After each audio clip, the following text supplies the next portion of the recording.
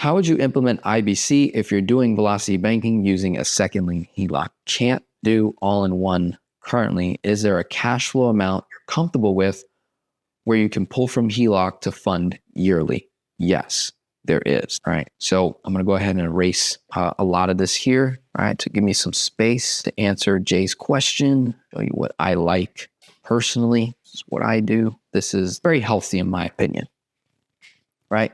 So the question was, can you do velocity banking, IBC together, so combined with a second lien HELOC? The answer is yes.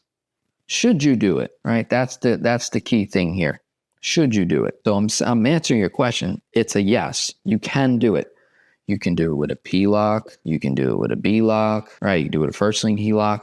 But should you do it? That's the key. So what I'd like to see, personally, I like to see $1,500 or more in cash flow per month, conservative, right? Now, when it comes to velocity banking and infinite banking, if we are in debt, right? So if you have a bunch of different debts, it may not be the most valuable thing to do initially. You may want to eliminate certain debts to get the cash flow a little bit higher to then get velocity banking, infinite banking together. So let's just assume that all you have is a mortgage. That's your only debt. I'm going to create some parameters. All you have is a mortgage.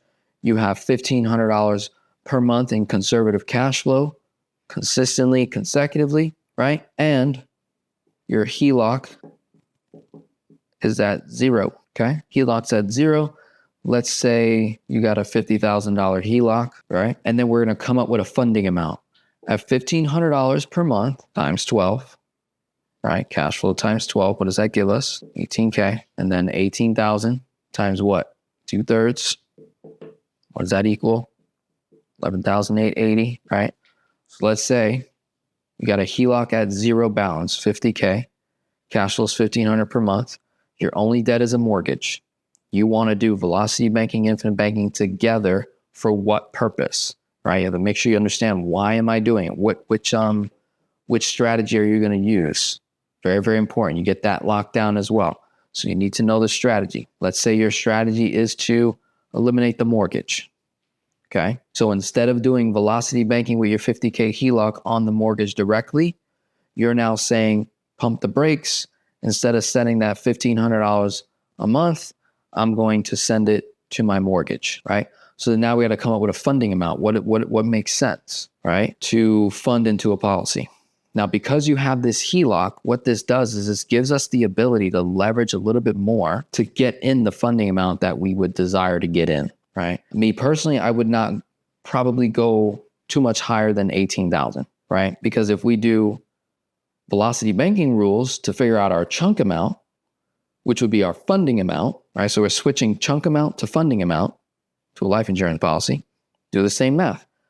50K times 2/3 is 33,000, right? And then we have to see what interest rate we're at on the HELOC. Say you're at 8%. So I would not probably go anywhere near 33,000. I think that's too much. And I would probably be somewhere around 18,000. And if you use 100% of your HELOC, 18,000, right, to fund the policy, and then you're doing velocity banking on the 18,000 that you owe. And the idea is to bring that 18,000 to zero, right? Zero in 12 months or less. Why? So that you have funding for next year. So notice how 18,000 would be pretty aggressive, right?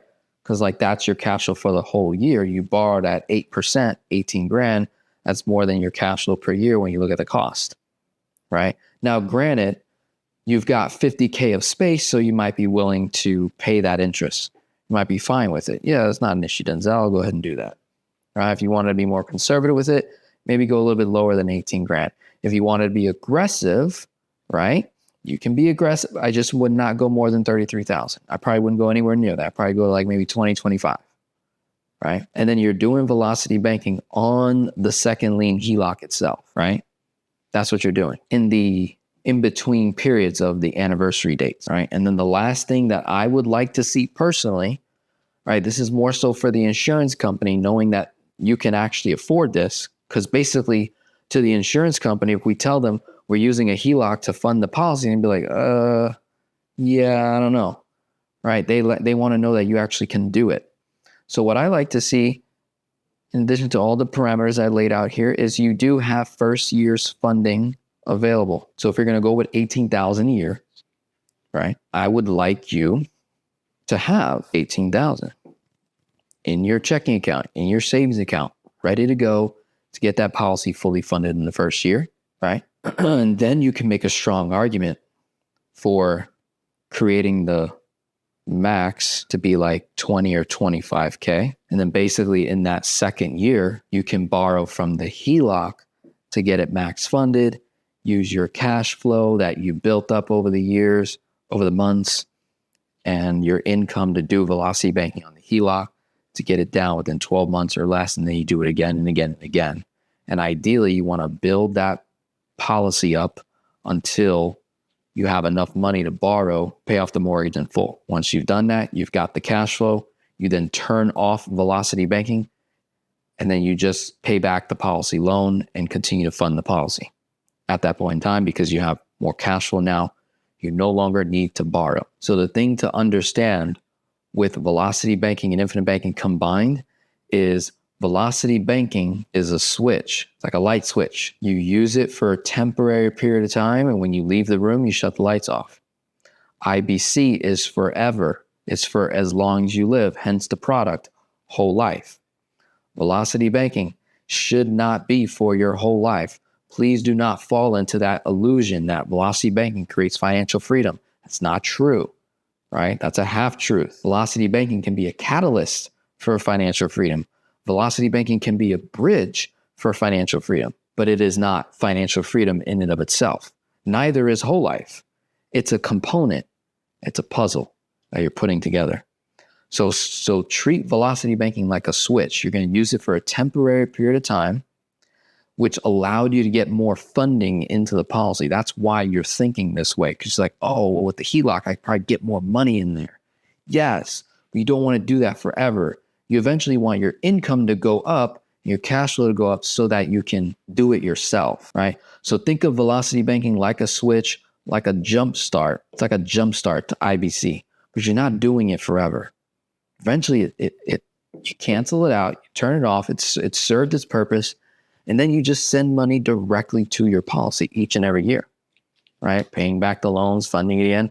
Eventually, velocity banking becomes obsolete. In my strategy, eventually, my first lien HELOC will become obsolete when I'm making just too much money, unless I go and get a bigger home, right? If I go and switch out of this home and get a bigger home and do the first lien HELOC again, then I'm doing velocity banking until that home is paid off. When my first lien HELOC is paid off completely and I'm making more money, right? I don't have to borrow from the first lien HELOC to max fund my 4 policies.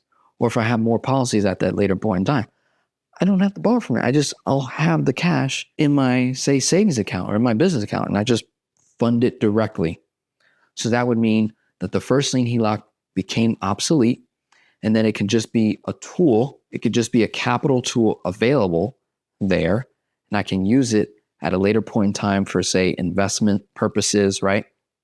I can just have it there. It's a switch. I'll turn it off.